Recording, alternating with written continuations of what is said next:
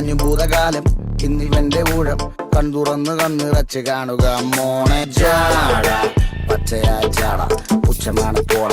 ജാനുവരി ഇൻടേക്കിൽ വന്ന കുറച്ച് സ്റ്റുഡൻസ് നമ്മുടെ കൂടെ ഉണ്ട്. അവരുടെ എക്സ്പീരിയൻസ് എങ്ങനെയുണ്ട് നമുക്ക് ചോദിച്ചു. എന്താ പേര്? ഓക്കെ, സോ നിങ്ങളൊക്കെ ഏത് കോഴ്സാ ചെയ്യുന്നത്?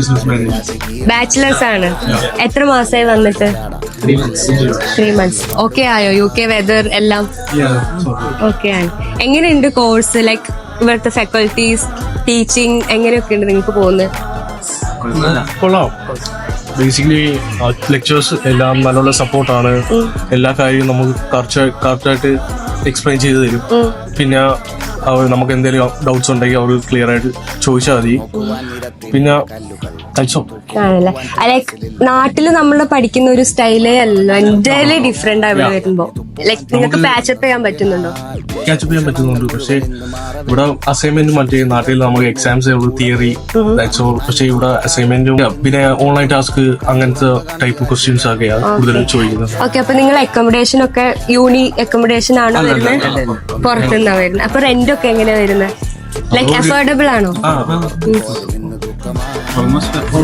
ആണല്ലേ. ലൈക്ക് ഒരു ഇന്റർനാഷണൽ എക്സ്പോഷർ നിങ്ങൾ ഉദ്ദേശിച്ച പോലെ കിട്ടുന്നുണ്ടോ അവിടെ വന്നിട്ട്? ലൈക്ക് യൂണിവേഴ്സിറ്റി അതല്ലേ?